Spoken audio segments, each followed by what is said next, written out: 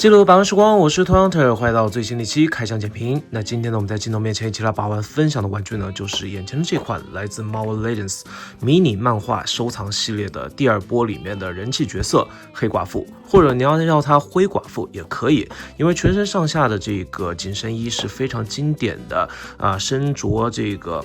灰色紧身衣，同时呢在身论局服役，然后在自己的右胸口处有这个黑寡妇的经典蜘蛛 logo 的这样一个造型。这个造型呢，身上的这身衣服，包括它这个非常干练的红色短发，其实在之前的这个沃尔玛限定的单盒里面有出造过那一款呢还给它带了一个飞行背包，我个人觉得那一款玩具呢也是非常经典，也在本频道有跟大家去分享过。那只不过呢这一次以这个挂卡的形式进行重置，带了一本小小的漫画书。这本漫画书呢也是出自于它这个1990年漫画登场的这个峰会。整个造型方面可以看到呢，其实非常的洗练这边的黑寡妇，然后我们这边的棕狼，然后还有这边的美国队长 Steve，三个人站在一起呢，非常干练的这样一个造型，可以看到这三个人第一次集结。那其他的这几款产品呢，已经跟大家去分享过了，这边的 Beast 和这边的这个夜魔侠无畏之人这款玩具呢，我个人不是特别喜欢。那这边呢，其实剩下的几位角色呢，也都会跟大家去分享完，我不太确定我会不会去单独开一期去做这款猛扑，或者说把猛扑和这个凤凰形态的 Rachel Summers 放在一起去讲。那整体来说的话呢，6款玩具还是会在本频道去跟大家去分享完毕的。那话不多说，我们直接来拆开看一下这款玩具的素体和可动表现到底如何吧。好的，本次的全部内容物就是这么多首先我们还是从配件开始看起。这次的配件呢，还是先看这一次的这个漫画书部分。漫画书部分我们简单来看一下它上面的这个印刷，我觉得3个角色印刷的清晰度还是不错的。但是呢，没想到呢，这边给的是这个金刚狼的这个出场剪影，可能是为了还原本身漫画的这样一个造型但是我个人觉得，既然这一次玩具的主题是灰寡妇或者说黑寡妇的话，那这边应该至少画成 Black Widow， 对吧？那背面的话呢，就是这样Marvel Legends， 然后孩之宝这样一本漫画书的这个形象，放到一边去。那这边惯例的就是这个黑寡妇的这个特效件，2对这个寡妇之刺的这样一个硝烟，还有2对这样一个寡妇之刺发射这个炮弹的这样一个造型。渐变的涂装，我觉得还是可圈可点的。但是这些特效件呢，其实都在之前的这个85周年还是80周年的这个复仇者联盟套装里面单盒的豪华版黑寡妇里面都出现过了。那款黑寡妇呢，非常经典的，毕竟是3头雕的这个配置。然后呢，来到我们这一次的黑寡妇说实话呢，稍微有一些怎么说呢，食之无味，弃之可惜虽然造型方面以及这个素体我非常之喜欢，但是呢，如果说前面那款玩具珠玉在前的话呢，那这款玩具呢，只能说作为后续的这个青春版或者说阉割减配版来说的话还不错。因为毕竟呢，售价方面，大家看到这些视频的时候，售价应该还是比较平稳的，落在差不多189人民币附近券钱的这样一个水平。那在拼多多或者说其他平台的话，大家要自己各凭本事了。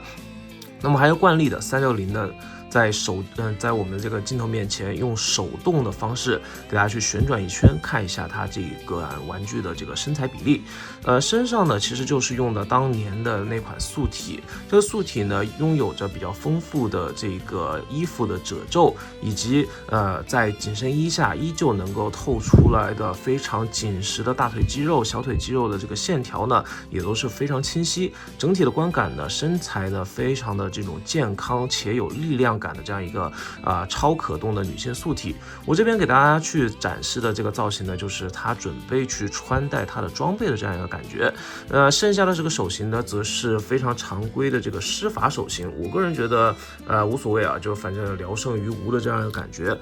默认的这个手型呢，一只实心握拳手，然后一个这个握持的手型。那我可以理解说，这个握持手型呢，其实就是用来拿它这本漫画书的，可以握持的比较紧实，但摇摇晃晃的话呢，也不是说那么容易给摔掉的那种感觉。反正你让它拿给别人看，或者说自己看都是可以的。那这种看书的这个造型呢，也可以做的是非常的自然，个人觉得还是比较不错的。那么接下来看呢，这款玩具的重中之重就是这次的头雕部分。头雕部分我们稍微拉近一下镜头，然后呢聚个焦给大家去看一下。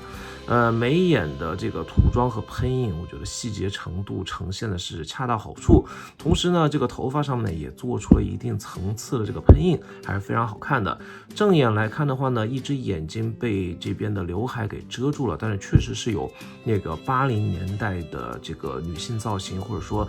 这个经典造型的这个韵味在里面，我个人觉得是非常精彩的。那么把这边的这个刘海撩拨一下，看一下两边的眼神也没有出现任何不对称的问题。再加上这个阴影的这个打光之后呢，我觉得这个头雕呢真的是非常的美艳。同时呢，如果你是4骑士或者说其他的这种6寸人偶的玩家的话呢，我觉得把这个头雕你看到这个球还是挺大的，拔下来去替换到其他球形关节上去，我觉得也可以去玩一些中世纪女性兵人或者说这个女骑士这类角色用这个头雕，我觉得也能够还原的惟妙惟肖啊。接下来呢，我们来看一下这次的这个素体部分，可动性其实跟之前大差不差，也没有任何的这个干涉。首先，手臂的这个平台90度多出一丢丢。这边的这个蝴蝶关节往后没有太多，而且这个地方的这个粘胶瑕疵实在有点碍眼大家可以去拿小刀刮一下。往前呢，差不多是一个15度左右的水平，但是会有一定程度的回弹。二头肌旋转非常的丝滑，双段关节的这个曲肘与屈膝都是去掉了关节孔的这样一个造型，个人觉得是非常方便的，而且紧实的。胸腰关节挺胸幅度呢两段可以来到一个超过45度非常曼妙的这个身形基本上你想做出那种挺胸做出那种体操的这种跳跃姿势呢，我觉得是可以做的是非常的自然，甚至可以还原一些比如说日漫里面猫眼3姐妹的这个动作。当然呢，你想让它去做出一些飞踢的这个姿势呢，也都是可以做的是非常的优雅，而且就是可以凸显出它这个顶级女特工女杀手的这样一个造型是没有问题的。然后胸腰关节上半身的这个旋转下半身这边的这个 T 字折叠关节，个人觉得穿帮位也不是特别的这个离谱整个造型还可以，除了脖子稍微有点显长之外，我觉得这套素体没有什么太大的短板，整个观感呢是非常优秀。同时呢，背后这大大的蜘蛛 logo， 个人觉得也是在黑寡妇的收藏里面非常特别的这样一款。总的来说呢，做个总结吧，这款玩具呢，说实话呢，在这个套装里面如果要排名的话，野兽排第一这款玩具呢肯定是会排在这个第2名的这个位置。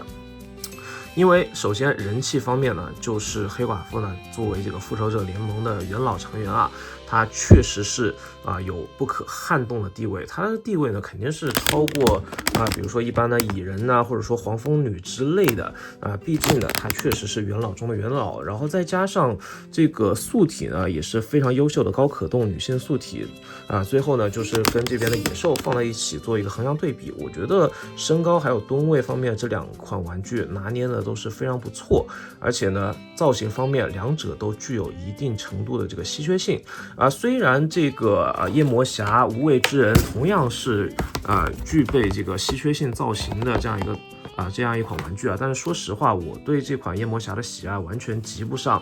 跟大家去最近介绍过的这边的野兽和这边的灰寡妇因为整个玩具呢表现比较一般不像是这次的灰寡妇的这个素体的应用，还有头雕的这个表现。整体来说，黑寡妇这款玩具，这款这个迷你漫画线第2波的这个特工造型，我觉得非常的洗练，非常的干练且好看，同时呢也算是这波里面我觉得排名数1数2的这个精品了，而且在目前售价没有特别逆天的这样一个情况下，我是非常推荐的。那今天把玩分享就到这边，你会入手这一款迷你漫画线第2波的这个灰寡妇吗？下面留言跟我一起讨论分享吧。我是推 Hunter， 下期再见，不见不散，记得关注这个频道，拜拜。